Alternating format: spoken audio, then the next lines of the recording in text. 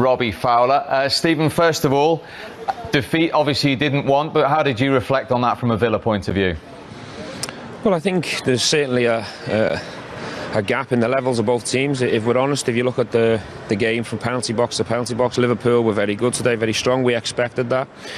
The plan was for us to contain them, try and take the game to the distance, and at certain parts of the game can we throw more attacking players at it and try and steal something from the game. That was the plan, but ultimately we've lost it on the back of a penalty. We believe it's soft, we believe it's a foul on Tyrone Mings first, but you know, if you look at both teams over the course of the 90 minutes, Liverpool obviously looked a lot better than us from penalty box to penalty box.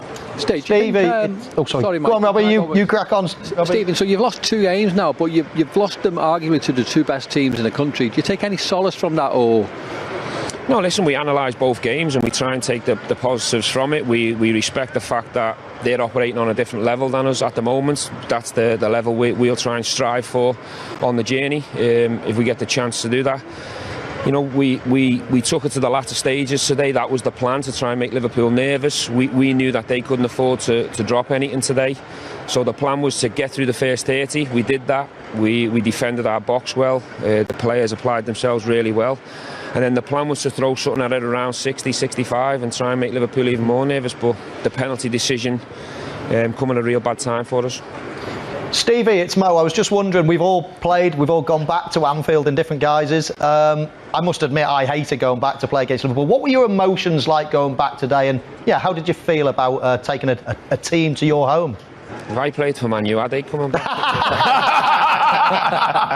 Listen, you know, it is what it is, Michael. I'm on a journey. I'm privileged and honoured to take this position. It's a fantastic club. It's still early days. We're still trying to evolve the team and improve and get a lot of information across to the players. I'll always be a Liverpool fan, that's a fact, but you know, at the moment my priority is obviously Aston Villa and trying to improve this team and move us up the table. Stephen, you know, as a manager now, so you obviously played here before as a Liverpool player many times. But when teams sort of sit deep, you've made it hard. Did you get your game plan from the way you played as a player when teams have made it hard, or from other managers playing in the past who've made it difficult? Well, look, if I'm honest, we didn't plan to sit in and be that deep and park the bus. I think Liverpool forced that on you at times because of the speed, the way they press you, the way they counter-press, the quality.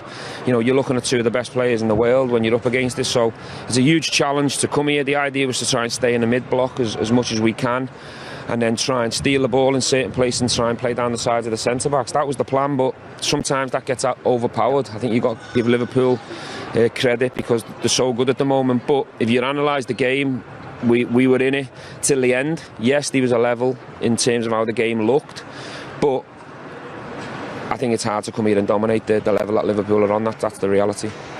Steve, is Sean. Just Sean. A quick one. Where do you think your team, like, you've just got there, I know it's early days, but where do you see them finishing towards the end of the season in the Premier League this year?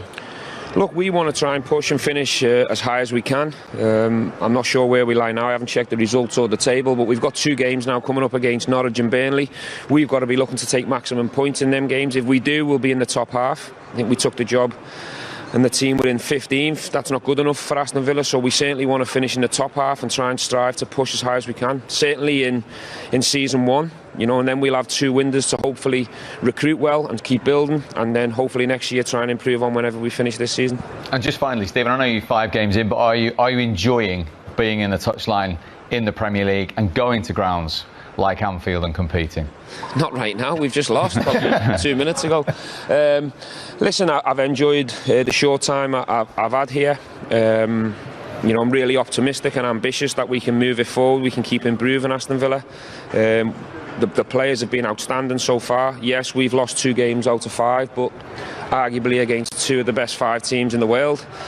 So we have to be realistic, analyse it, and we need to make sure that we're competing and beating the teams that we should be beating in this league. If we do, I'm sure we'll be satisfied come May.